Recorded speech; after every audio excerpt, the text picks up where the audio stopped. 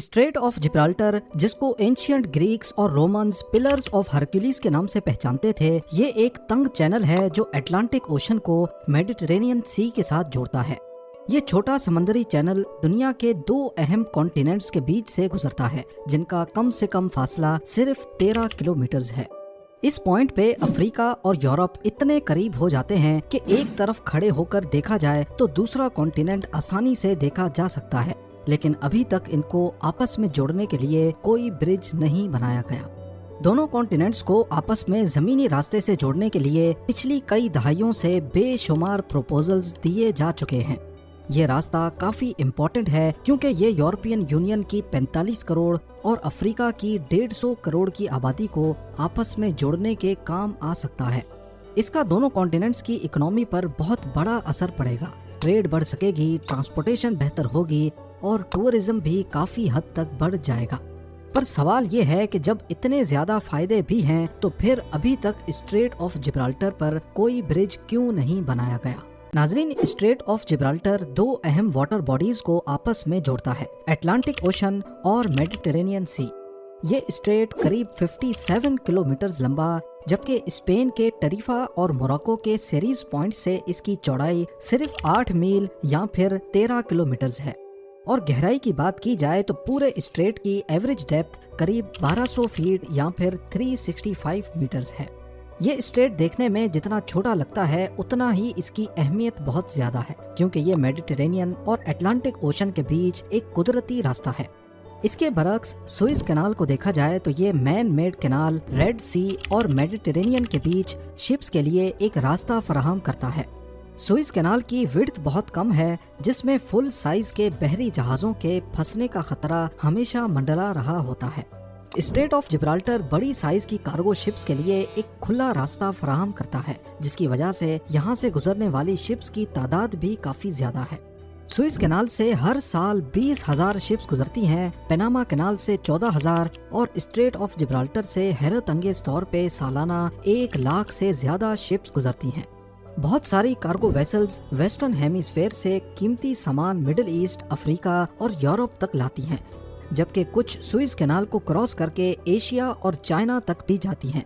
इसी तरह middle east से वेस्टर्न यूरोप या फिर अमेरिका जाने के लिए भी शिप्स को स्ट्रेट ऑफ जिब्राल्टर को ही इस्तेमाल करना पड़ता है। और क्योंकि straight of Gibraltar fossil fuel rich मुल्कों के करीब है, इसी वजह से ऑयल वेसल्स का यहाँ से गुजरना भी रोज का मामूल है। एक रिपोर्ट के मुताबिक स्ट्रेट से डेली करीब 300 ऑयल वेसल्स गुजरती हैं, जिनकी मालियत अरबों डॉलर होती है। स्ट्रेट ऑफ जिब्राल्टर आलमी मार्केट्स के लिए एक अहम ट्रेडिंग रूट है और इसी की वजह से ही करीबी कंट्रीज का रोजगार भी जुड़ा है। स्पेन का एल जजीरस पोर्ट, जो यूरोप का सबसे बड़ा शिपिंग पोर्ट है, और मोरक्को में टेंजर पोर्ट भी तेजी से बढ़ता जा रहा है। ट्रेड और टूरिज्म से होने वाले इन फाइनेंशियल बेनिफिट्स के पेश नज़र बहुत से लोग हैरान हैं कि दुनिया के इन दो हिस्सों को मिलाने के लिए अभी तक एक भी ब्रिज क्यों नहीं बनाया गया। ऐसा नहीं है कि इस पर सोच विचार नहीं की गई। 1979 से लेकर कई फिजिबिलिटी स्टडीज और प्रपोजल्स दिए गए हैं, लेकिन कुछ मसले हैं जिनकी वजह से यहाँ ब्रिज बनाना इतना आसान नहीं होगा।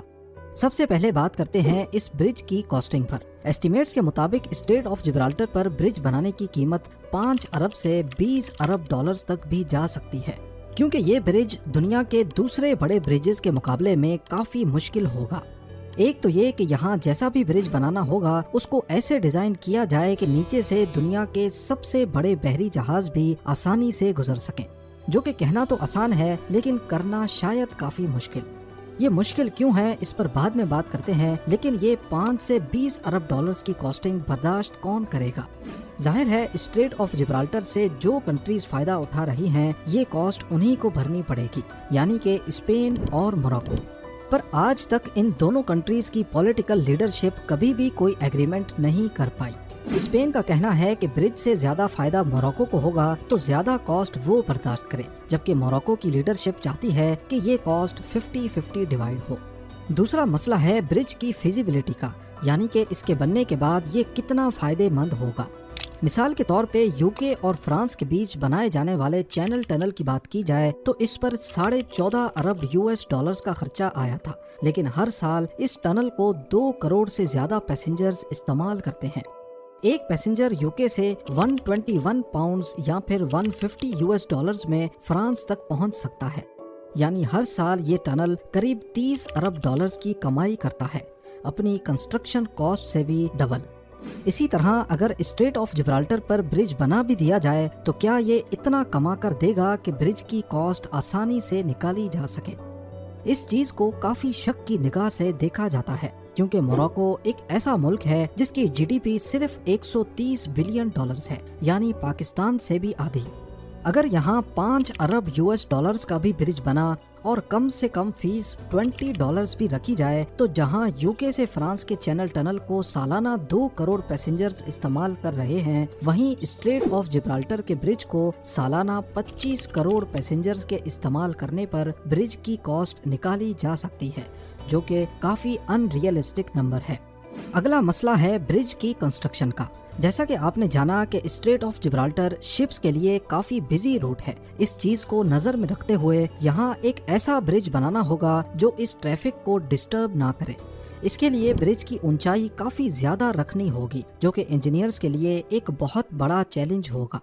اسٹریٹ آف جبرالٹر کی ایوریج ڈیپتھ تو 1200 فیٹس ہے، لیکن کسی مقام پر یہ 3000 فیٹ سے بھی زیادہ گہرا ہے، یعنی کہ دنیا کی سب سے اونچی بلڈنگ برج خلیفہ سے بھی زیادہ۔ آج تک دنیا کے سب سے بڑے برج پلرز ملاؤ وایاڈکٹ میں بنے ہوئے ہیں اور ان کی اونچائی بھی صرف 1104 فیٹس ہے۔ تو اسٹریٹ آف جبرالٹر میں 3000 فیٹ سے بھی بڑے پلرز، وہ بھی پانی کے اندر کھڑے کرنا ایک ایسا ٹاسک ہوگا جس سے انجینئرز بہت گھبراتے ہیں۔ اور لگے ہاتھ یہاں پانی کے اسٹرانگ کرنٹس بھی ایک جیسے نہیں ہیں۔ اوشن کے باٹم پہ پانی ایسٹ سے ویسٹ کی طرف جاتا ہے اور سرفیس پہ ویسٹ سے ایسٹ کی طرف، یعنی اگر اتنے اونچے پلرز یہاں کھڑے کیے گئے تو ان کو دونوں طرف سے پانی کے پریشر کو برداشت کرنا ہوگا۔ لیکن اس برج کو سب سے بڑا خطرہ پانی میں کھڑے دنیا کے سب سے بڑے پلر سے نہیں بلکہ ارتھ کی ٹیکٹونک پلیٹ سے ہوگا۔